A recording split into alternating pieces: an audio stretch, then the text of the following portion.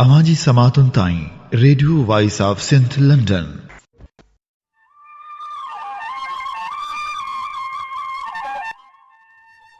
कीन संगायम सुपरी जाड़ू कयम जाल सोढ़ा मुखे काल मोटी मुंह में आयो। भलारे भिट धणीजे भलारे बैत सां मुझी आवाज़ मुसाफ़िर radio voice of Sindh London त थी दुनिया जी कुंड कुड़छ ताईं जंहिंजा माग बुझे पियो उन्हनि मिड़नी महिरबाननि खे सिकविरो सलाम शाल क़बूल पवे। 4 अगस्त 2021 अरबा जे ॾींहुं प्रोग्राम कुछ वर्क किताब मां साण करे आऊं अवां जी ख़िदमत में हाज़ुर अवां जो पंहिंजो मेज़बान हबीब लगारी। प्रोग्राम जी शुरुआत में अवां लाइ इहा ई दुआ त शाल जित हुजो सुख सलामती सां हुजो, कॾहिं बि ॾुखियो ॾींहुं न ॾिसो, कॾहिं बि अवां जो मुर्कूं मेरियूं न थियनि, जित हुजो शाद हुजो आबाद हुजो, धरती ऐं धरती धड़ियुनि जी ख़िदमत कंदा रहो ऐं वफ़ाउनि जा वचन हमेशह निभाईंदा रहो। शाल कॾहिं बि अवां जे मुक़दर में बेवफ़ाई न अचे ऐं शाल कॾहिं बि अवां किथ ॾुखियो ॾींहुं न ॾिसो। जीअं त तव्हांखे ख़बर आहे त असीं प्रोग्राम में उन्हनि अमुल किताबनि जो ज़िक्र कंदा आहियूं ऐं उन्हनि किताबनि मां चूंड वर्क शामिलु कंदा आहियूं जेके पंहिंजे अंदर में ॼाण जी खाण रखंदा आहिनि ऐं तारीख़ जा वर्क समाईंदा आहिनि। उहे किताब जिन में दलेरी जा दास्तान बि हूंदा आहिनि त ॾुखनि सुखनि जूं आखाणियूं बि हूंदियूं आहिनि ऐं उहे किताब जिन में धरती जो ज़िक्र हूंदो आहे ऐं सरती जो ज़िक्र हूंदो आहे ऐं जिंद जहिड़ी सिंध जो ज़िक्र हूंदो आहे। अॼु बि असीं मुख़्तलिफ़ किताबनि जा वर्क वराईंदासूं ऐं वर्क उन नावल जा बि वराईंदासूं जंहिंखे अवीं सभु मरण मूसी आव जे नाले सां सुञाणो था। जी हा, नामियारे नावल नवीस लेखक सहाफ़ी ऐं कहाणीकार सिराजुल हक़ मेमण जो लिखियल किताब मरण मूसी आव। हीअ किताब पढ़ाॾो सो ई सॾ जो तसलसल आहे। हिन किताब में अरगूननि तुर्खाननि ऐं मुग़लनि जे ज़ुल्म जा दास्तान समायल आहिनि ऐं हिन किताब में असांखे सिंधियुनि जी दलेरी जी ॼाण बि मिले थी। हिन किताब में मिटी सां मोहबत जो ज़िक्र आहे ऐं ज़ुल्मनि जा दास्तान समायल आहिनि। अचो त वर्क वरायूं मरण मूसी आव जा अवां जी ख़िदमत में पेश करियूं था नावल मरण मूसी आव जी 3 क़िस्त। ऐं सिंधी जंड जे उन्हनि ॿिनि पुड़नि में पिसजी रहिया हुआ, हुननि जो हमदर्दियूं कंहिंसां बि न हुयूं। उन करे हुननि ते ॿिन्ही धुरियुनि मां कंहिं बि एतबार कोन थे कयो। उन बेएतबारी जी फिज़ा में जॾहिं आम बदमनी ॾहकाव ऐं ॾाढ जो वायुमंडल छायो त सिंधियुनि खे सम्झ में न थे आयो त उहे छा कनि। हुन जे सोचण जी कुवत ई ॼण त केॾे मोकिलाए वई हुई। उहे सिंधी अमलदार जेके मुग़ल सरकार जी नौकरी में हुआ से पंहिंजी अमलदारी बचाइण में एतिरा बेनका थी विया जो सिंधियुनि खे पाण ॿोही में ॾियण खां बि न थे मुड़िया। मुग़ल आमिल ऐं अमलदार बि सिंधी संदन कमज़ोरी महसूस करे साज़िशनि ऐं शोरशनि जी जांच सिंधी अमलदारनि ऐं कामरनि जे हवाले कंदा हुआ ऐं सिंधी कामरा महज़ पंहिंजी वफ़ादारी ऐं कारकर्दगी ॾेखारण लाइ बेगुनाह सिंधियुनि जा नाला ॾेई छॾींदा हुआ। मुग़ल अमलदारनि उन्हनि खे सज़ाउनि ॾियण लाइ काज़ी बि सिंधी मुक़ररु कया। उहे सिंधी काज़ी जॾहिं क़ज़ा जी कुर्सी ते वेहंदा हुआ तॾहिं सिंधी ॾुहारियुनि खे ट्यास ते टंगण जी सज़ा ॾींदा हुआ ऐं अरगुननि ऐं तुर्खाननि खे जलावतनी जी। सिंधियुनि में जेको वापारी तबिको हो सो अॻे ई सहे जी खल अवल त मुग़ल सिपाहियुनि जी आणकी भरे पिया कम टिपाईंदा हुआ। ॻाल्हि आणकी खां मथे चढ़ी वई त सिंध जा वणी छॾे लॾण लाइ तयारु थी वेंदा हुआ। बाक़ी समूरो ज़ुल्म ऐं जबर सिंध जे हारी नारी मालवंद पोहरियत कमी कासबी हथ कारीगर या घोड़ियुनि ते हो। हू आह बि न भरे सघंदा हुआ त मतां संदन थधे शुकार जो ग़लति मतिलबु वरितो वञे। अलबत्ता उन्हनि में जवाननि जो तबिको अहिड़ो हो जेके उहो ज़ुल्म ख़ामोशी सां सहण लाइ तयारु न हो। उन तबिके में घणाई मदरसनि जे शागिर्दनि जी हुई। हुन जे अखियुनि में मच मतल हुआ, अंदर में खोराक खाणल हुआ ऐं संदन माठ में नफ़रत जी चुण भुण हुई।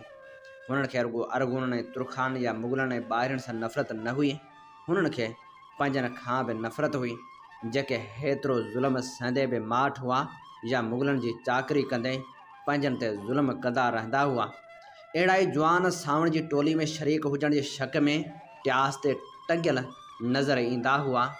सुल्तानी साकी खानो हूं त आम रिवाजी साकी खानो हो, पर उन में के अहिड़ियूं ॻाल्हियूं हुयूं जिन जे करे आम सिपाही या लश्करी या अताब में आयल अरगून तुरखान या मुग़ल उन पासे कोन लड़ंदा हुआ।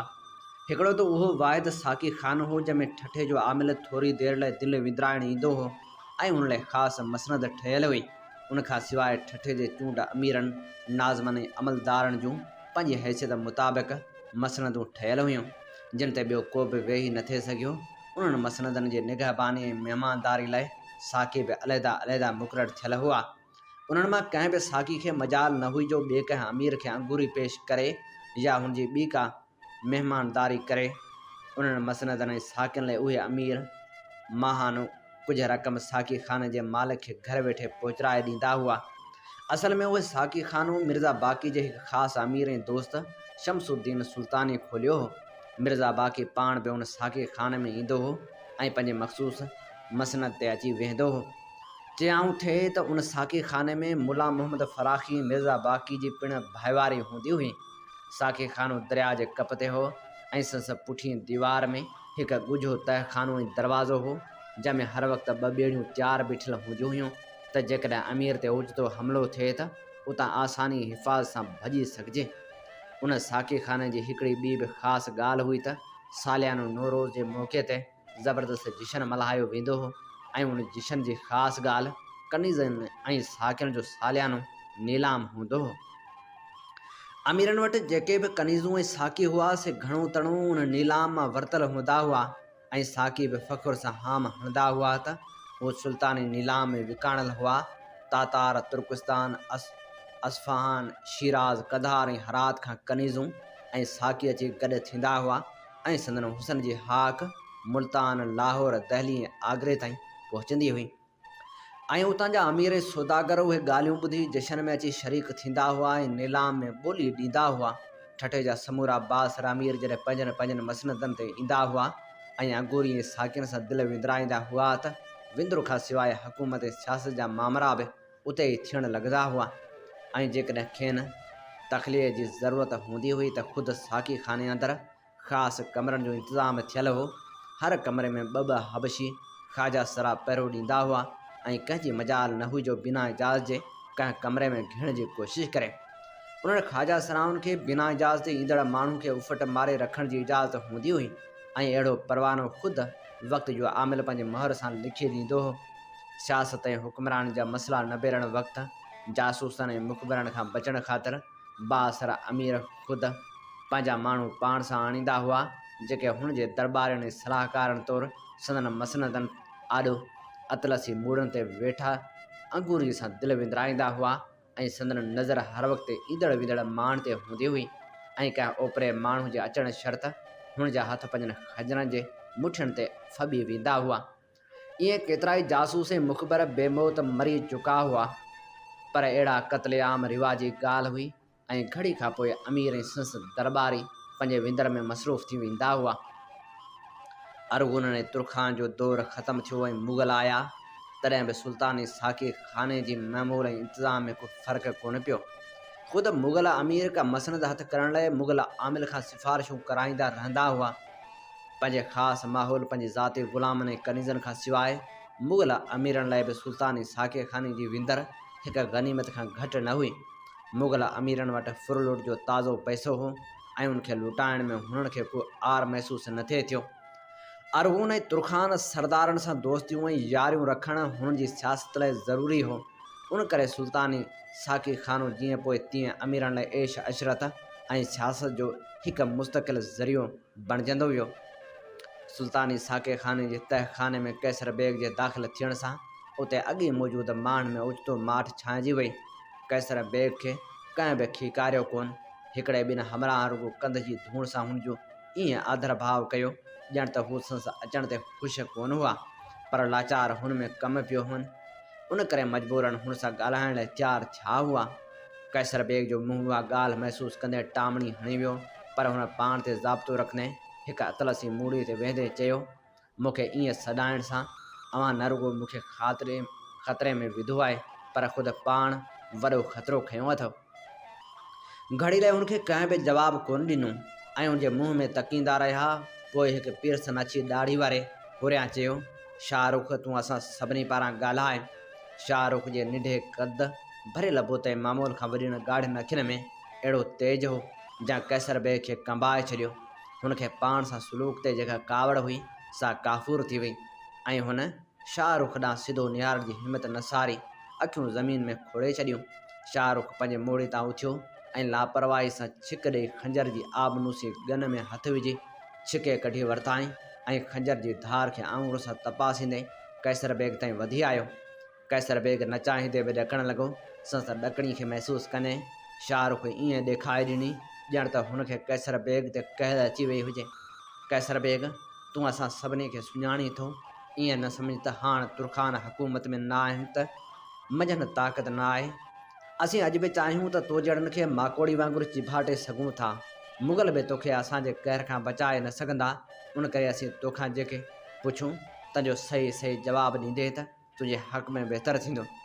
कैसर बेग कुछे जहिड़ी भित लफ़्ज़नि खां वधीक शाहरुख जी बेपरवाही हुनखे अहसासु ॾियारियो त हुन जेकॾहिं हिकिड़ो लफ़्ज़ बि ग़लति वात मां कढियो त शाहरुख खंजर सां संस सिसी कपे छॾींदो।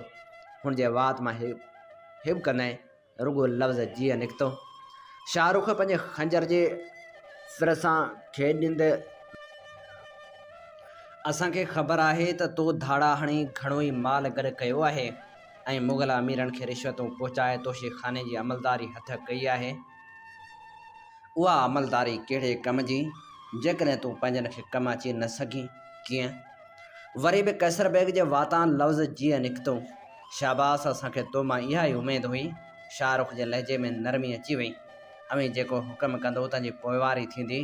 कैसर बेग कुझु हिमत कंदे चयो त पोइ असांजे चवण ते हिकिड़ो ॿियो धाड़ो हणणो पवंदई।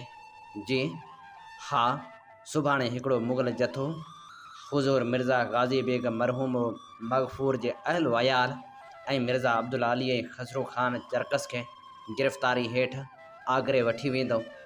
क़ैदियुनि सां गॾु शहनशाह हिंद लाइ कुझु सुखड़ियूं पाखड़ियूं ऐं 2 लख दरहम पिणु आहिनि। धाड़े वक़्तु तूं ऐं तुंहिंजा हमराह सिंधियुनि वांगुरु सिंधी पोशाकनि में ॿुटूं ॿधल हूंदा। जेको माल मता ऐं नक़दी हथ अचे सा अव्हांजो हिसो, बाक़ी क़ैदी असांजे हवाले थींदा। मुग़ल लश्करी सम्झंदा त सिंधियुनि शोरश करे राताओ ॾिनो आहे। तुंहिंजी टोली ते कंहिंखे बि शक न पवंदो। पर मुग़ल लश्करनि सां वेहण मौत खे दावत ॾियणी आहे ऐं तंहिंखां सवाइ मूं वटि एतिरा माण्हू बि कोन्हनि। कैसर बेग खे हिकु नएं डप अची वरायो। हुनजी पंहिंजी टोली में केतिरा मुग़ल लश्करी हुआ, उहे कॾहिं बि ॿिनि मुग़ल लश्करनि सां न विढ़ंदा त अॼु हुनखे पक हुई। मिर्ज़ा शाहरुख ॼण त हुनजे ख़्यालनि खे परोड़े वरितो ऐं धीरज सां चयाईं, धाड़े में हिन भेरे तुंहिंजे मुग़ल साथियुनि सां असांजा 100 खन चूंड सवार तोसां हूंदा। क़ैदियुनि जी संभाल ऐं हुननि खे असां वटि पहुचाइण हुनजी ज़िम्मेवारी थींदी। बाक़ी माल मता अव्हां ई खणी वञिजो। जेकॾहिं के मुग़ल मूंखे या किन तुर्खाननि खे सुञाणे वठनि त पोइ? कैसर बेग डिॼंदे डिॼंदे एतिराज़ु कयो। असांखे यकीन आहे त तूं एतिरो अहमक न आहीं। शाहरुख जे आवाज़ में वरी सख़्ती अची वई। ऐं हा, यादि रख, जेसीं क़ैदी कामयाबी ऐं हिफ़ाज़त सां असां वटि पहुचनि तेसीं तुंहिंजा 2 पुट तोगरल बेग ऐं मुज़फ़र बेग तुंहिंजी सिंधी कनीज़ नूरी सां गॾु असांजी हिफ़ाज़त में रहंदा। कैसर बेग जी दिलि में चक पइजी वियो। घड़ी लाइ हुनजी दिलि में उहो ख़्यालु आयो हो त हू सरबस्ती ॻाल्हि मुग़ल आमिल रुस्तम बेग या दीवान मैमूरी सां करे उन मुसीबत मां बची वेंदो ऐं साॻिए वक़्तु इनाम इकराम जो बि हक़दारु थींदो। पर हाणे त हुन जूं सभु वाहूं बंदि थी वियूं। हुनखे यकीन हो त जेकॾहिं हू धाड़े में नाकाम थियो त मिर्ज़ा शाहरुख संस मासूम अबहम पुटनि खे उन खंजर सां ॿोटी ॿोटी करे कुतनि खे खाराए छॾींदो। हुन वरी बि हिमत सारींदे चयो, अव्हांखे मुंहिंजी वफ़ादारी में शक करण जी ज़रूरत न हुई। बराबरि तूं सही थो चवीं, पर हीउ मामिलो तुंहिंजी वफ़ादारी परखण ताईं महदूद न आहे। सिंध तुर्खान जो मोरिसी हक़ आहे। मुग़ल परमार्थी हिते आया आहिनि। असांखे हर क़ीमत खेनि हितां कढणो आहे। सिंध जे ताज जो हक़ मिर्ज़ा अब्दुल अली जो आहे। असीं उहो हक़ हुनखे वठी ॾींदासीं। पोइ भले असांखे शहनशाह हिंद सां मुक़ाबिलो छो न करणो पवे। अरगुन ऐं तुर्खान में अञा एतिरी मर्दानगी आहे त पंहिंजो हक़ तलवार जे ज़ोर ते वठी सघनि था। मिर्ज़ा शाहरुख हाणे ॼण पंहिंजे पाण सां ॻाल्हाए रहियो, पर ओचितो हुन वरी कैसर बेग जे अखियुनि में निहारींदे चयो, तुंहिंजी वफ़ादारी परखण जो अञा को बि मौक़ो ईंदो। आख़िर तुंहिंजे रगनि में बि त तुर्खानी खून आहे। असांखे उमेद आहे त तूं पंहिंजे खून खे कोन लॼाईंदे। वक़्तु अचण ते असीं तुंहिंजे हिन अहसान खे हरगिज़ न विसारींदासीं। असीं पाण जो इंतज़ाम कंदासूं त तोशी खाने जी अमलदारी खां बहितर ॿियो को उहिदो तोखे ॾियारियूं। मिर्ज़ा शाहरुख खंजर खे वरी म्याण में विझंदे वरी पंहिंजे मूड़े ते वञी वेठो ऐं अछी ॾाढ़े वारे तुरखान खे हल्को इशारो कयाईं। पिरसन कैसर बेग खे वठी दरवाज़े ताईं आयो। दरवाज़े ते 3 दफ़ा ठुक ठुक कयाईं त दरवाज़ो खुली पियो ऐं हिकिड़ो हबशी ख़्वाजा सिरा अदब सां अलॻि हटी बीही रहियो। कैसर बेग हुन खाॿे हथ वारे कमरे में तुंहिंजो साकी मौजूदु आहे। जेकर कुझु विंदुरु करणु घुरीं त तुंहिंजी मर्ज़ी, न त खेसि पाण सां वठी वापसि पंहिंजे मसनद ॾांहुं वञी सघीं थो। साकी खाने में मौजूदु अमीर अॻे ई उहो था सम्झनि त तूं पंहिंजे साकी सां कुझु देरि अकेलाए में विंदुरु करण लाइ खिलवत गाह ॾांहुं वियो हुअं। कैसर बेग ॼण शुक्रगुज़ारी में पीरसन जे कुल्हे ते हथु रखंदे चयो, महिरबानी आगा जान, ऐं कुझु देरि आराम करे पोइ निकिरंदुसि। ठठो सिंध वांगुरु दरिया दिलि हो, मलूक बि अहिड़ो ई हो जहिड़ी सिंध।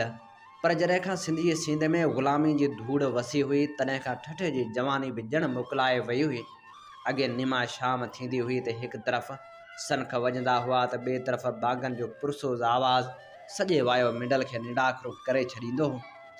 माण्हू जॾहिं मंदरनि ऐं मस्जिदनि मां मोटंदा हुआ त चोयारनि में विरहाइजी ख़ासि ठहियल थलनि ते अची वेंदा हुआ। उहे थला के ॻाढ़े पथर मां त के अछे संगमरमर जा ठहियल हुआ। हर थले जे मथां हिकिड़ो वॾो क्षमादान टंगियल हूंदो हो। किन जे मथां वरी ॾींहंनि सां सजायल फानूस ॿारबा हुआ।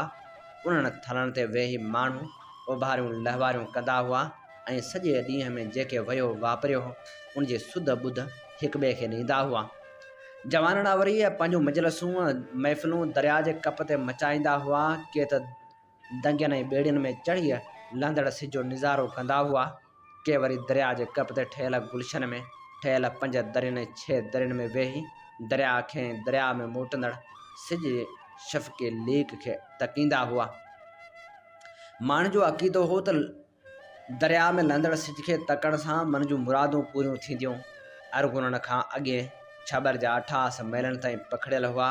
पर उन ग़रीब गाह खे अरगुननि जे घोड़नि जे सुंभनि ईअं चिचरे छॾियो हो ॼण मथनि कंहिं हर हलाए केण ॾेई छॾी हुई। कुझु वक़्त खां पोइ दरिया जे पासे सिंधियुनि जे वञण ते बंदिश पइजी वई, छाकाणि त दरिया जे कप खां थोरो ई परभरो अरगुन ऐं तुरखान सरदारनि जूं हवेलियूं हुयूं जिन जूं दुछटियूं दरिया जे पासे खुलंदियूं हुयूं ऐं अरगुन ऐं तुरखान बीबियूं दरिया जो निज़ारो करण लाइ अतलसी मूड़ा ऐं मसनदूं विझाए दालनि में अची वेंदियूं हुयूं। हूं त अरगुन ऐं तुरखान जवाननि जे दरिया जे कप ते गिलगश्त करण ते मन कान हुई। पर जॾहिं खां किन तुरखान बीबियुनि ऐं कनीज़नि जे इश्क जा दास्तान मशहूरु थिया तॾहिं खां उन पासे वञण जी कंहिंखे बि हिमत न थींदी हुई। अलबत्ता ॿिन्ही पतड़नि ते अञा बि माण्हुनि जा हुजूम नज़र ईंदा हुआ। मुग़लनि जी हुकूमत आई त केतिरियूं हवेलियूं मुग़ल अमीरनि वालारे वरितियूं। मुग़लनि खे शहरनि सिंगारण जो शौक़ु हो, उन करे हुननि वरी दरिया जे कप ते चमन ऐं गुलशन रखाइण शुरू कया। नए सिर नओं गाह हणाइण ते बि ध्यानु ॾिनऊं। अलबत्ता शहर जे अंदरि मुग़ल अमीरनि जो ख़ैर को गुज़र थींदो हो, उन करे शहर जे पक सिरनि घटनि ऐं रस्तनि जी मरमत ॾांहुं घणो ध्यानु कोन ॾिनऊं। फानूसनि ऐं क्षमादारनि खे ॿारनि जो इंतज़ाम नए सिरे शुरू थियो। पर मुग़ल सिपाहियुनि ऐं लश्करनि जे ॾहकार जे करे माण्हू थलनि ऐं धिकनि ते वेहण ई छॾे ॾिनो। माण्हू सांझी बांग अचण ते पंहिंजनि घरनि में ॿुथाड़जी वेही रहंदा हुआ। पर जॾहिं मुग़ल लश्करनि घरनि ते अची ज़ोरी माण्हुनि सां ॾाढायूं शुरू कयूं त सभिनी में चौॿोल फैलिजी वियो। कुझु तजर्बेकार पीरसन ऐं बुज़ुर्ग माण्हुनि कुझु जवान जी मदद सां उनजो को बिलो करण जो सोचियो। रथ या बीठी त आख़ूंद सालह वारे मदरसे में के चङा मुड़ुस गॾु थी सलाह कनि त उनजो कहिड़ो बिलो कजे। आख़ूंद सालह वारो मदरसो ठठे जी दिलि हो। जॾहिं आख़ूंद सालह खे अरगुन ट्यास ते टंगायो हो तॾहिं खां त जेको बि माण्हू उन मदरसे वटां लंघंदो हो सो दिलि ई दिलि में शुकारा भरींदो, ताज़ीम में कंध झुकाए लंघी वेंदो हो। हाणे उन मदरसे जो मोहतम हाफ़िज़ बिलाल सूमरो हो, हुनजी सभु को इज़त कंदो हो। ख़ुदि अरगुन ऐं मुग़ल सरदार बि हुनजे इल्म ऐं ॾाह जो मान कंदा हुआ। पर हू सफ़ा गोशा नशीन माण्हू हो, कॾहिं शादी मुरादी में बि न वेंदो हो। थोर ॻाल्हाउ त हूअं ई मशहूरु हो। ठठे जे आमिल जे सॾ ते वञण खां बि लहराईंदो हो। संस फ़तवाउनि जी हाक समूरी सिंध में हुई ऐं मुग़ल मौलवी बि उन में को नुक्स कढे न सघंदा हुआ। सभु नींढ ॾिनल माण्हू हिकु हिकु थी हाफ़िज़ बिलाल जे हुजरे में पहुता ऐं नुखनि ते वेहंदा विया। हाफ़िज़ बिलाल जे हुजरे में पहुतल सभु माण्हू नुखनि ते वेंदा विया। हाफ़िज़ बिलाल निमाज़ खां फ़ारिग़ थी सभिनी सां ख़ैर आफ़ित करे पाण मुसले ते ई वेठो रहियो। हुन जे अखियुनि में को अॼातो ग़म छोलियूं हणी रहियो हो ऐं दिलि चवंदे बि हुन जे अखियुनि में निहारणु महाल हो। ॼण त ॾिसंदड़नि खे उहो डपु हो त हुन जे अखियुनि जो उहो ग़म ॾिसंदड़ जे वजूद में न घिड़ी अचे। अक्सर माण्हू सोचींदा हुआ त हाफ़िज़ बिलाल खे कहिड़ो ग़म हो, हूअ कहिड़ी गुंदर में गिरफ़्तार हो। उन सुवाल जो जवाबु हाफ़िज़ बिलाल वटि बि न हो। हुन घणा भेरा चाहियो हो त हुनजो ग़म बि आम इंसान वांगुरु अखियुनि जे लुड़कनि में वहे, के क़दुरु घटिजी वञे, पर हुनखे यादि न हो त हुनजे अखियुनि कॾहिं रुनो हुजे। जॾहिं आख़ुंद सालह जो लाश मदरसे में आंदो हुआऊं तॾहिं हाफ़िज़ बिलाल सम्झो हो त हुनजी दिलि फाटी पुर्ज़ा पुर्ज़ा थी हुनजे पासराठियुनि जे विथनि मां निकिरी ईंदी, पर हुनजे बदिरां फ़क़्ति हुनजूं मुठियूं भिड़जी वियूं हुयूं ऐं हुन पंहिंजे चप खे चक हणी ज़ख़्मी फटे विधो हो। को अरसो हुन ॻाल्हायो बि न हो। केतिरनि उस्तादनि ऐं शागिर्दनि इहो बि महसूसु कयो हो त हाफ़िज़ बिलाल निमाज़ पढ़ण बि छॾे ॾिनी हुई, फजर जो दौर करण बि छॾे ॾिनो आहे। हिकु ॿिनि उस्तादनि निमाज़ लाइ खेसि चयो हो त ज़रे घटि खेनि छड़ बि ॾींदे चयो आहे, निमाज़ छो, छा लाइ? हा निमाज़। ऐं पोइ हुन निमाज़ वरी शुरू कई हुई। शुरू में हुन इमामत करण खां बिना नहकर करे छॾी, बल्कि बाजमायत निमाज़ खां ई लहिराईंदो हो। उनजो असरु सबबु उहो हो त पहिरियों ई सजदो एॾो डिघो थी वेंदो हो, ॼण ॿिनि सजदनि ऐं रकातनि जी गुंजाइश न रहंदी हुई। पर रफ़्तार रफ़्तार हू पंहिंजे पाण में मोटी आयो हो। बाक़ाइदा निमाज़ पढ़ण सां गॾु इमामत बि शुरू कयाईं ऐं दौर बि शुरू कयाईं।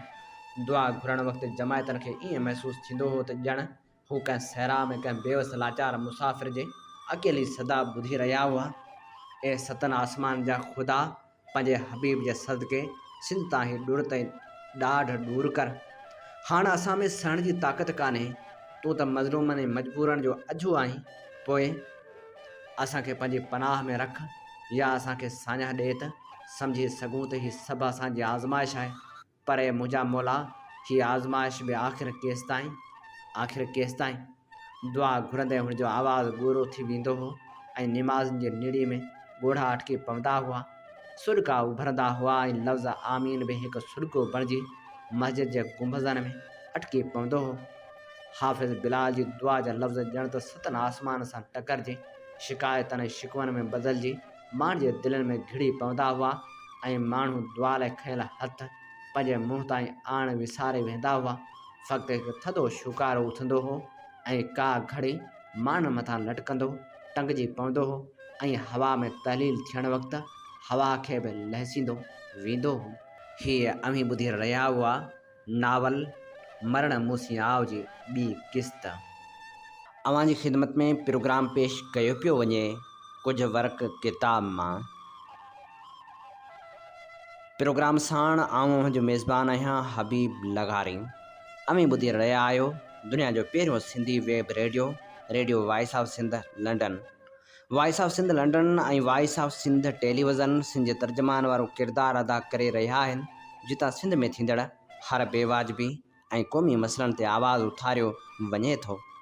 इल्मु, अदब, सियासी, सक़ाफ़ती ऐं समाजी सरगर्मियुनि खे असीं अवली जे बुनियाद ते नशर कंदा आहियूं। पंहिंजे क़ौमी आवाज़ खे घर घर पहुचाइण में पंहिंजो क़ौमी किरदारु अदा करियो। 24 कलाक नशर थींदड़ हिननि क़ौमी इदारनि खे अव्हां जे साथ सहकार ऐं माली सहायता जी ज़रूरत आहे। रेडियो जी नशरियात अव्हीं पंहिंजी मोबाइल फ़ोन ते बि ॿुधी सघो था। हींअर ई प्ले स्टोर में वञी रेडियो वॉइस ऑफ सिंध जी ऐप डाउनलोड करियो ऐं ॿुधंदा रहो radio voice of Sindh London.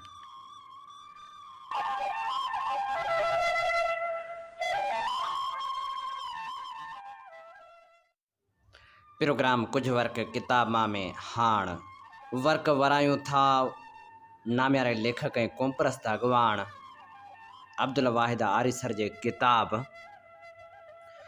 वैरागी जे वञण हा। हिन किताब मां असीं अव्हां जी ख़िदमत में पेश करे रहिया आहियूं उहो चूंड मज़मून जंहिंजो उनवान आहे हिकु कलंदर सिफ़त शख़्स मोहम्मद सालेह अज़ीज़। क़ुरान में मौत खे यकीन चयो वियो आहे, यानी हिकु अहिड़ो कैफ़ियती इज़हार जंहिंजे वाक़िअ थियण में कंहिं बि शक वहम ऐं गुमान जी का बि गुंजाइश बाक़ी न हुजे। अमली तरह उन यकीन खे हर को मञींदो, सम्झंदो ऐं उचारींदो रहंदो आहे, पर उहो मञणु सम्झणु ऐं उचारणु ईअं हूंदो आहे जीअं ॿिए दर्जे में पढ़ंदड़ ॿारु सचल सरमस जो बैत यादि करे दोहिराईंदो रहे। अलबत्ता उन यकीन जो धक ॻरे पथर वांगुरु अहसासाती दुनिया जे शीशे ते उन वक़्तु लॻंदो आहे जॾहिं इंसान खां का अहिड़ी शख़्सियत जुदा थी वञे जंहिंसां जज़्बाती नाता ॻंढियल हुजनि।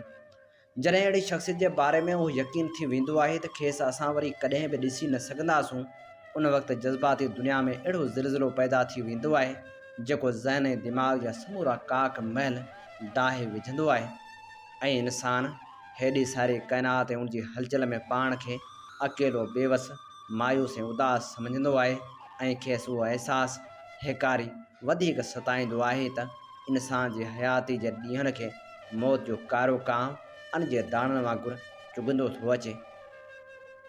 मोहम्मद सालेह आजिज़ जी वफ़ा जी ख़बर ॿुधी मूं ते बि मथे क़िस्म जी कैफ़ियत तारी थी वई, छो त हुनजी शख़्सियत सां केतिरनि ई सबबनि करे मुंहिंजी जज़्बाती वाबस्तगी हुई। हिकु कलंदर सिफ़त इंसान हो जंहिंजी हिन काइनात में पंजनि तरीक़नि खां सवाइ का बि दौलत न हुई। हू वॾो बहादुर माण्हू हो जंहिंजो कंध वक़्त जे कंहिं बि लात ऐं मनात अॻियां न झुकियो। हू जंग आज़ादी जो अज़ीम ऐं बेग़र्ज़ मुजाहिद हो जंहिं जवानी जूं केतिरियूं बहारूं ऐं उमंगनि भरिया साल बरतानवी साम्राज्य जेलनि जे हवाले करे छॾिया ऐं उहे ॾूंगरनि जहिड़ा ॾींहं ऐं रुञनि जहिड़ियूं रातियूं आज़ादी सां संस इश्क उझाए न सघिया। हूअ सिंध जी तारीख़ जो वॾो आलिम हो जंहिंखे सिंध जी तारीख़ ऐं उन सां लाॻापियल मक़ाम माग हंध पेचरा गस खेड़ दरिया जा वहकिरा ऐं बंदर बरज़ुबान यादि हुआ। हू लतीफ़ जी शाइरी में आयल समूरी जाग्राफ़ी जो हाफ़िज़ हो ऐं उहा सभु धरती संस लाइ हथ जी तरी वांगुरु हुई। हूअ बहितरीन अदीब, सुठो नक़ाद, शोला बयान, मुक़रर ऐं अणथक मुहक़िक़ हो। हुनजी सिंध जी तारीख़ ते कयल तहक़ीक़ वसीलनि जी उणाठ ऐं मुनफ़रद नुक़्ते नज़र सबबि छपिजी अवाम जे साम्हूं अची न सघी आहे ऐं ख़बर न आहे त उहो क़ीमती सरमायो ऐं अमल वथ हाणे हथ बि अची सघी या न। जेकॾहिं उहा तहक़ीक़ वक़्तु सिर छपिजी मैदान में अचे हा त केतिरनि दस्तारबंद मोरखनि जूं पॻूं लही वञनि हा ऐं केतिरनि तारीख़ जे उजारीदारनि जा दुकान बंदि थी वञनि हा। एॾे वॾे इल्म ऐं तहक़ीक़ हूंदे बि हुन वटि हर उन आलिम अदीब ऐं फ़नकार जो बेपनाह क़दुरु हो जंहिं हिन सरज़मीन ऐं उनजी अवाम लाइ थोरो कुझु बि कयो आहे। हू तारीख़ जे मामले में पीर हसामुद्दीन सां केतिरनि ॻाल्हियुनि में इख़्तिलाफ़ रखंदे बि संसा अक़ीदतमंद ऐं मदाह हूंदो हो। ख़ुदि पीर साहिब मरहूम बि अॼु जी ॼाण इल्म जो मोतरफ़ हूंदो हो। पीर साहिब हिकु भेरो ॻाल्हि पोने ॾींहंनि में खेसि आछ कई त अचो मूं वटि अची रहो त गॾिजी सिंध जी तारीख़ ते रहियल कमु करे उकलाइण जी कोशिशि करियूं, पर अफ़सोस जो ॿिन्ही खे देरि थी चुकी हुई। आजिज़ बर सग़ीर जी आज़ादी वारी हलचल में पाण ख़ुदि शरीक रहियो ऐं जंहिं वक़्तु हीमो कालाणी खे फाही ॾिनी पई वई उन वक़्तु हू बि सखर जेल में मौजूदु हो। ॿीं महाभारी लड़ाई छिण खां पोइ सिंध में हिंदुस्तान जी बचाव वारनि क़ानूननि जो पहिरियों क़ैदी मोहम्मद सालेह आजिज़ हो। तरीपुरा वारी मशहूरु कांग्रेस जी गॾिजाणी में मोहम्मद सालेह आजिज़ हिकु सिंधी काउंसलर जी हैसियत में शरीक थियो हो ऐं सुभाष चंद्र बोस खे वोट ॾिनो हो। हू पंहिंजी हयाती में निंढे खंड जे घणो करे सभिनी चोटी जे लीडरनि सां मिली चुको हो ऐं आज़ादी जी जंग जी मालूमात जे सिलसिले में हूअ घुमंदड़ फिरंदड़ इनसाइक्लोपीडिया हो। सिंध में कांग्रेस जे किरदार, मुस्लिम लीग जी रवश, हिते जा कांग्रेसी कारकुन ऐं इनकलाबी लीडर, हुर तहरीक, आलमनि जूं कोशिशूं ऐं कुर्बानियूं, बुज़ुर्ग अमरोटी जी तहरीक, कम्युनिस्ट पार्टी ऐं उनजा कारकुन, उहे सभु मौज़ू को वेही आजिज़ खां ॿुधे। अहिड़ा वाक़िया ऐं नुक़्ता जंहिंजो राज़दार सिर्फ़ु आजिज़ हो, से सभु साणस गॾु हमेशह लाइ दफ़न थी विया। हिकु भेरे निंढे खंड जी आज़ादी वारी हलचल ते पूरे शौक़ सां ॻाल्हाए रहियो हो मरहूम अब्दुल हक़ आलबाणी, नियाज़ हुमायूनी ऐं आऊं खेसि मुकमिल ध्यान सां ॿुधी रहिया हुआसीं। अहिड़ा वाक़िया ऐं नुक़्ता बयानु करे रहियो हो जेके असां न किथे पढ़िया ऐं न ॿुधा हुआ। अहिड़नि ई वाक़ियनि जे सिलसिले में हिकिड़ो वाक़ियो ॿुधायां त गांधी खे निंढे खंड जूं सभु ॿोलियूं सिखण जो जनून हूंदो हो। आख़िरी उमिरि ताईं मुख़्तलिफ़ ॿोलियूं सिखंदो रहियो। आऊं 1945 जी पिछाड़ी धारे साणस मिलियसि। महात्मा पुछो, सिंधी आहीं? वराणे में हा चवणु लॻो। सिंधी ॾाढी मिठी भाषा आहे। ऐं जयरामदास खां सिंधी सिखी रहियो आहियां। आज़ादी जी तारीख़ ते वटसि एॾो इल्मु ऐं ॼाण हुई जो जेकर वेही लिखे हा त हूं त शोरश काश्मीरी ऐं अब्दुल्ला मलिक जे मयार खां वधीक सुठो ऐं एतबार जो को मवादु सिंध वासियुनि खे मिली वञे हा। पर ज़माने जे फेरनि घेरनि हालतुनि जी नासाज़गारी खेसि वांदकाई न ॾिनी जो उहे कम करे सघे हा। आज़ादी जी तहरीक जा उहे मुजाहिद जेके गैर फ़िरके वाराना सियासत खे मञीदड़ हुआ से 14 अगस्त 1947 जी सुबुह जो पंहिंजनि बिस्तरनि ऐं घरनि में गद्दार बणिजी विया। इहो सर्टिफिकेट जेको आज़ादी जी सुबुह ते हुननि खे मिलियो जंहिं आज़ादी लाइ हूअ पंहिंजे वक़्त जे सभ खां वॾे साम्राजी ताक़त जे पहाड़ सां टकर खाईंदा रहिया, फासियुनि जे तख़्तनि तां वापसि वरिया, सॼी उमिरि मौत जे दरवाज़े जो कड़ो खड़काईंदा रहिया। उहो अहिड़ो सदमो हो जंहिंजे करे हू ज़रे घटि पंहिंजो ज़हनी तवाज़ुन वञाए वेठा। नतीजे तौरु हू न आज़ाद मुल्कनि जे हुक्मरान सां ठाह करे सघिया ऐं न वरी अंग्रेज़ दौर वारे पंहिंजे विलवले खां कमु वठी सघिया। हेॾे सारे मुल्क ऐं अवाम जे हुजूमनि में हू सदाईं पाण खे अकेलो, तनहा, उदास ऐं वीरान महसूसु कंदा रहिया। उन अकेलाई, तनहाई, उदासी ऐं वीरानी हुन जे ज़हननि ऐं फ़िक्री दुनिया झोरे ऐं भोरे छॾी।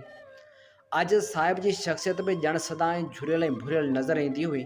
हिकु भेरो खांइसि पुछियमि, मौलाना साहिब हाणे पूरा थी विया आहियो?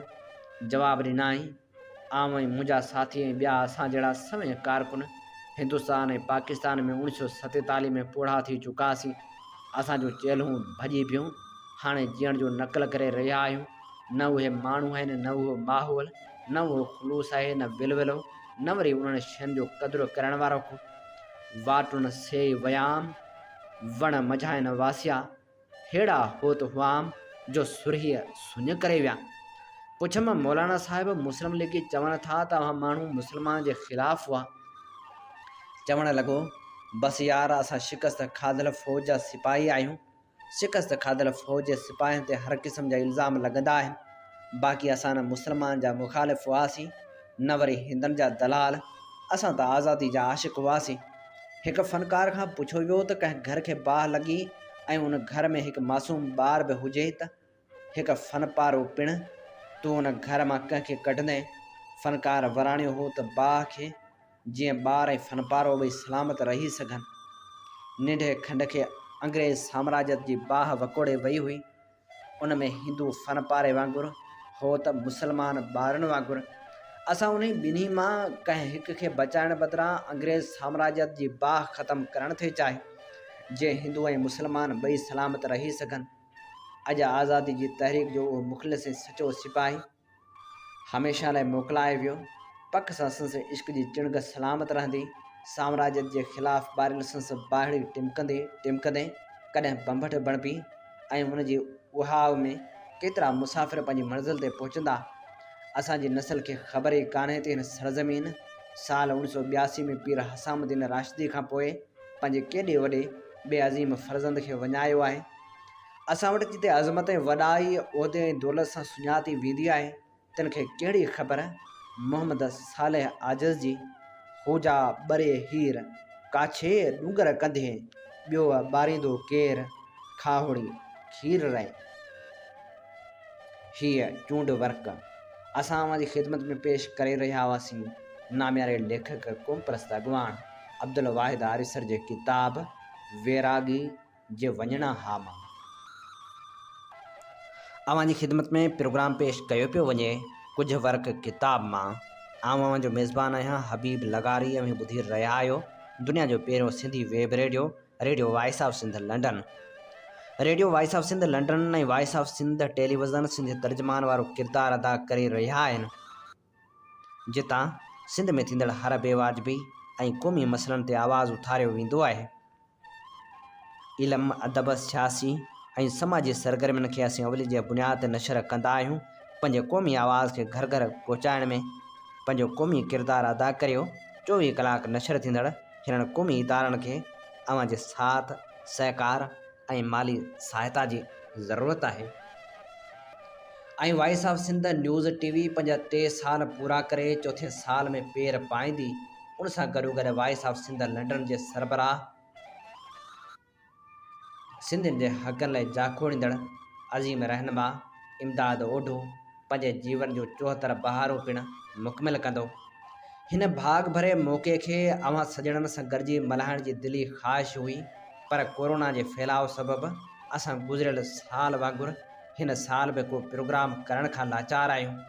उन मौक़े जी मुनासिबत सां इहो अर्ज़ु कंदा हलूं त अवां पंहिंजे पारां voice of Sindh, London radio, web TV ऐं उनजे सरवाण साईं इमदाद ओढो बाबति पंहिंजा तासरात रिकॉर्ड करे असां ॾे मोकिलियो, जंहिंखे असां पंहिंजे नशरियात जी सूंहं बणाईंदासूं ऐं अवां जे सलाहुनि सां असांखे नशरियात मुस्तक़बिल में वधीक सगारी बणाइण लाइ मदद मिलंदी। उन सिलसिले में अव्हां जो वीडियो पैगाम रिकॉर्ड करे मोकिले सघो था ऐं असां बि अव्हां जी सहूलियत मूजिबि पैगाम रिकॉर्ड करे सघंदासूं। थोरो वक़्तु हिन क़ौमी कम खे ॾेई असांखे थोराइतो कंदा। अव्हां जे ॾिनल वक़्त ते वीडियो रिकॉर्डिंग जेका अव्हां जे फ़ोन ताईं स्ट्रीम यार्ड तां कई वेंदी, अव्हां जे जवाब जो ओसीड़ो रहंदो। सदाईं सिंध धरती माउ जी सींद संवारण वारे कम में अॻभरा हुजो। अव्हां जे सहकार जो तलबकार सर्वेज ओढो, डायरेक्टर न्यूज़ ऐं current affairs, voice of Sindh, London radio TV. Programme कुझु वर्क किताब मां में हाण नामियारे लेखक ऐं कहाणीकार अमर लिगारी जे किताब जित सिंधु में समुंड वहे थो जा वर्क वरायूं था।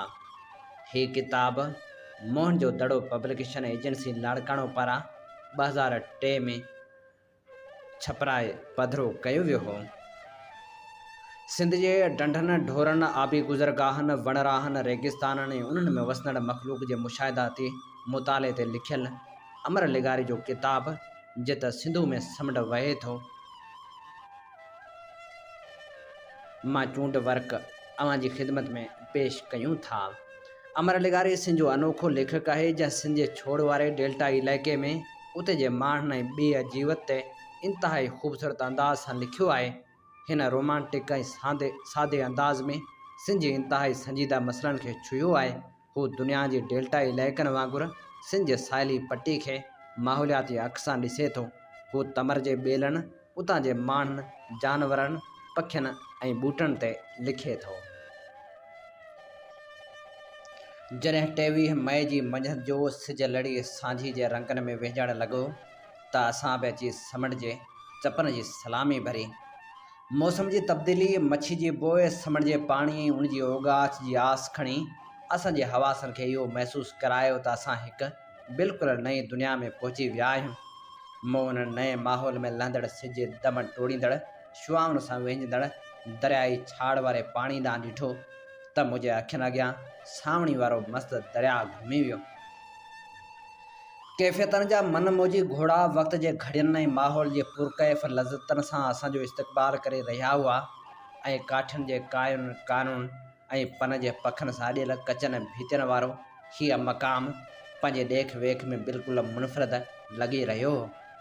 असां हिकु बि दुकान या होटल अॻिते लंघी जॾहिं हिकु पेडी नुमा छपरड़े वटि पहुतासीं त हिकु सफ़ेद गाॾड़ कारी ॾाढ़ी वारो बिंदरो हमराह अॻिते वधी आयो।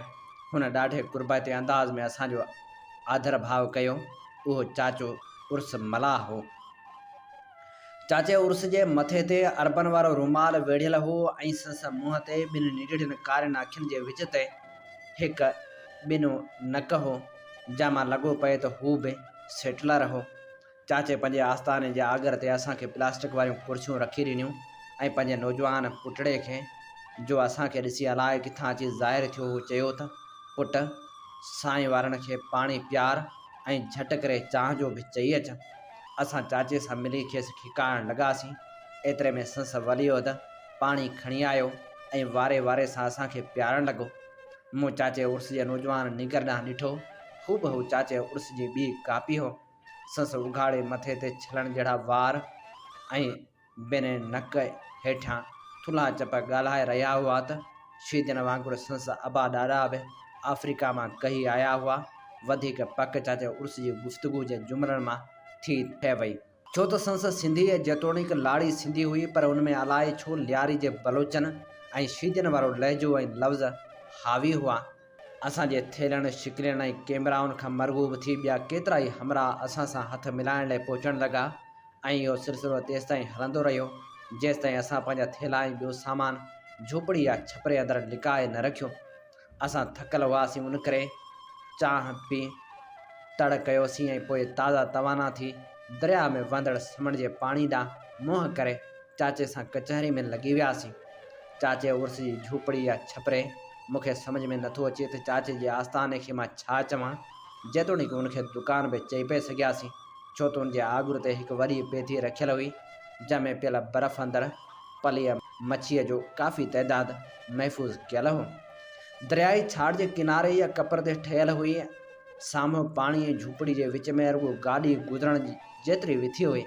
हेठि वणजारा पंजर ॿेड़ियुनि में बर्फ़ जो ज़ख़ीरो खणी कंहिं ॾुराहे मक़ाम ॾांहुं वञण जो सहयोग करे वेही रहिया।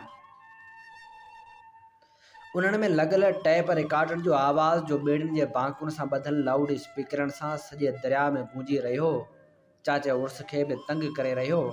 चाचे उर्स असांखे बार बार उहो ॿुधाइण जी कोशिशि पे कई त की न ही मर्ज़ इब्राहिम हैदरी वारी बस्ती वारे पान वांगुरु हिते बि अची पखड़ियो आहे। ही लाउड स्पीकर एतिरो त वधियो आहे जो हर ॿेड़ी ऐं हर नंढे वॾे हड़े ते ॿ टे लाउड स्पीकर लॻल आहिनि।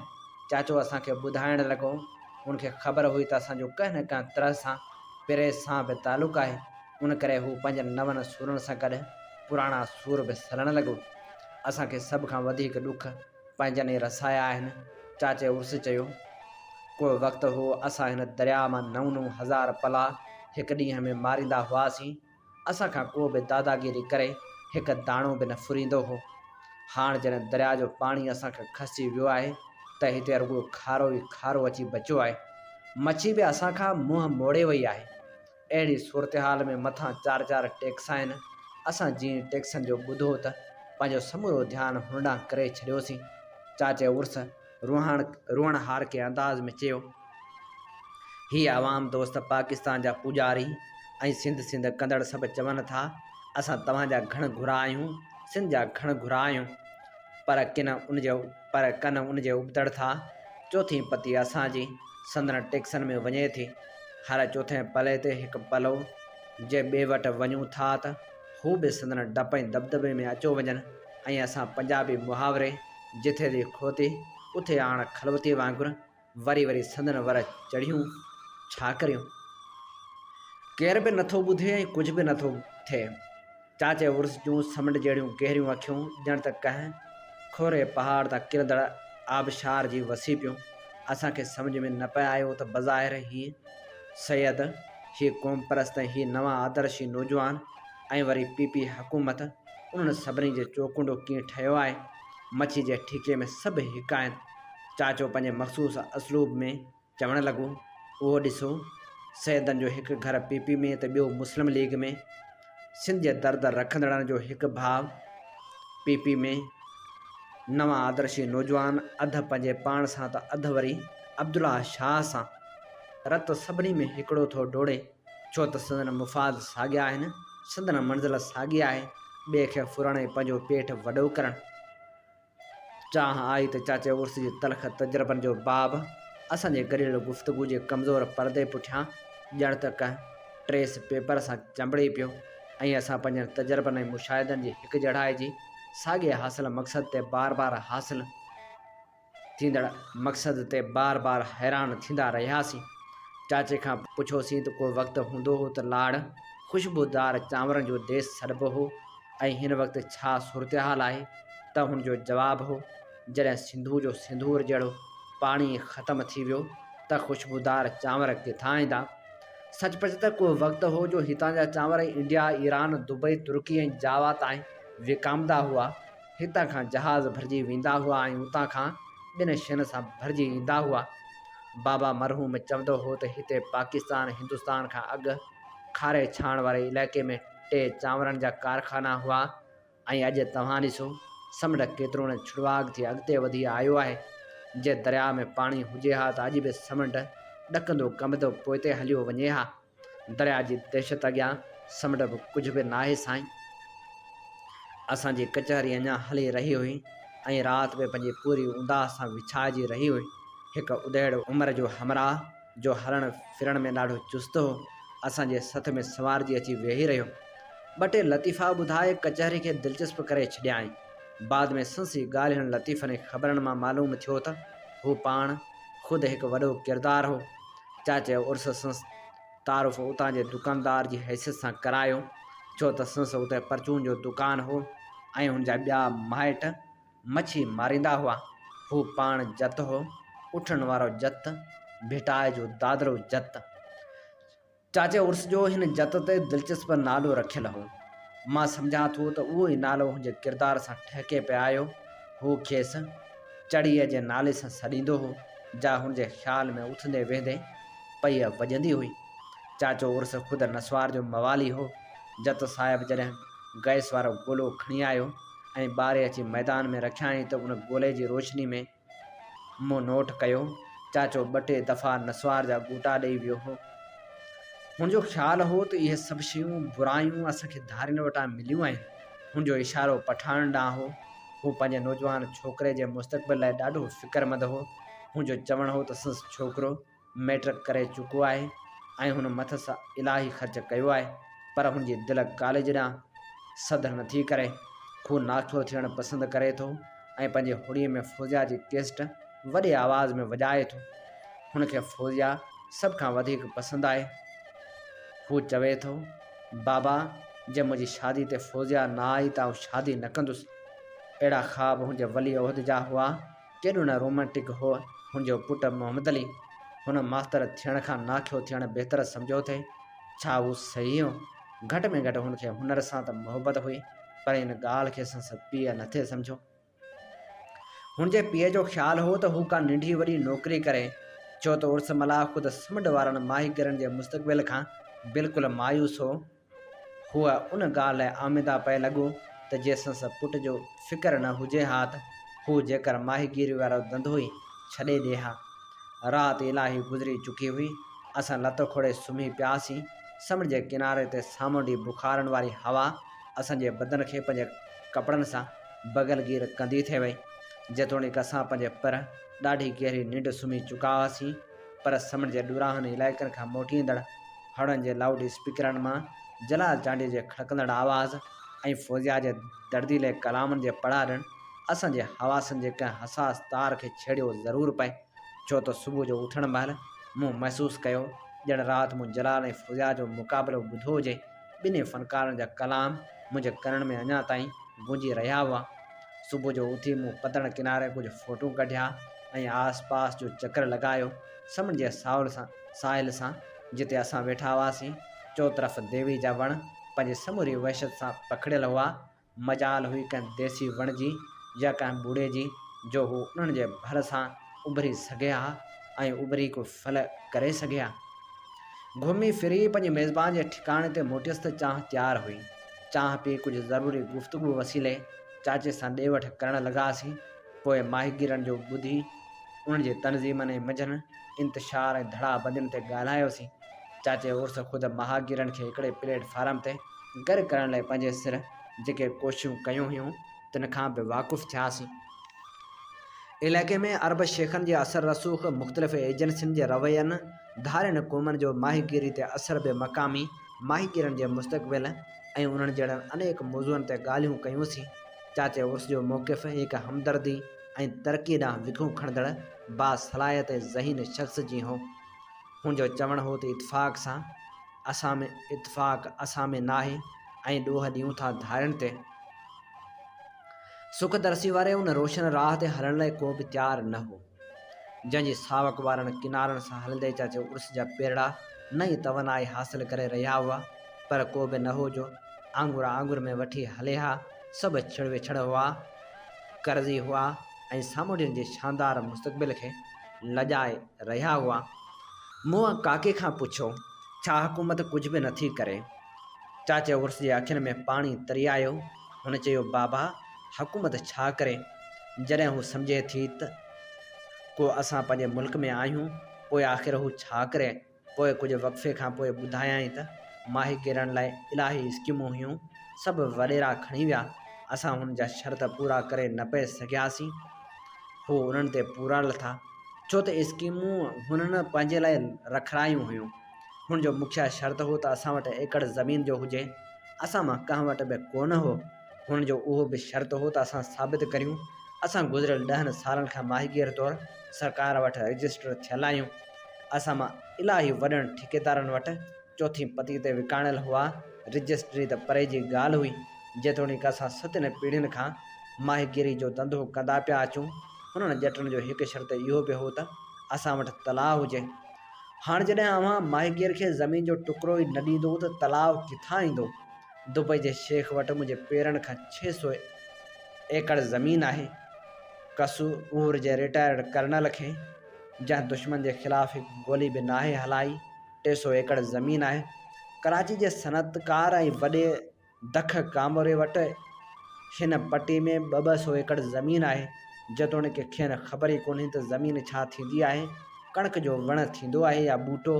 हाणे अहिड़ा माण्हू ज़मीन जा मालिक थी विया आहिनि जेके काल हिन मुल्क में आया हुआ ऐं उन करे असांजे स्कीमनि रिआयतनि ऐं फ़ाइदनि जा धणी बि उहे ई थी वेठा आहिनि। हीअ चूंड वर्क असीं अव्हां जी ख़िदमत में पेश करे रहिया हुआसीं नामेरे लेखक ऐं कहाणीकार नावल नवीस अमर लिगारी जे किताब जित सिंधु में समुंड वहे थो मां। इन ते ई प्रोग्राम कुझु वर्क किताब मां जो वक़्तु पंहिंजी पुॼाणी ते पहुचे थो। सुभाणे ताईं पंहिंजे मेज़बान हबीब नगारी खे इन साॻी दुआ सां ॾींदा इजाज़त। वसे भिट तुंहिंजी भलारा सदा सदा देश परदेस सारा वसन। कॾहिं सिंध सिंधी न मेरी थिए, कॾहिं मोड़ कंहिंजा न मुरझाइजनि। सिंध मुंहिंजी अमा सूंह तुंहिंजी मथा छा लिखी छा लिखां छा लिखी छा लिखां। सिंध मुंहिंजी अमा दुनिया जा सिंधियो हिक मुठ थी सिंध बचायो। सिंध मुंहिंजी अमा सूंह तुंहिंजी मथा छा लिखां। सिंध जो क़ौमी आवाज़ radio voice of Sindh London.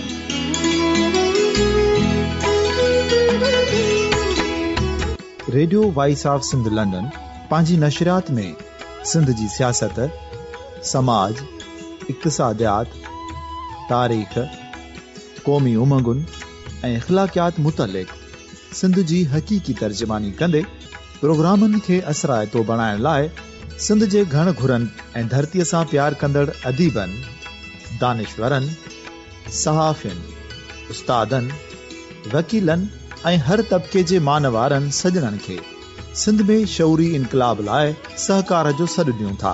अचो त गॾिजी सूफ़ियुनि ऐं संतनि वारी सिंध जो ओज हिकु मुठ थी वरी वापसि आणण वारे सफ़र जा साथारी बणिजऊं।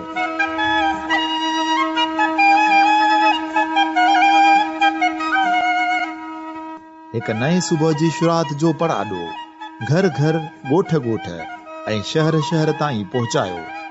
शाल सिंध आबाद ऐं ख़ुशहाल थिए, सिंधी माण्हू सुखियो ऐं सताबो थिए।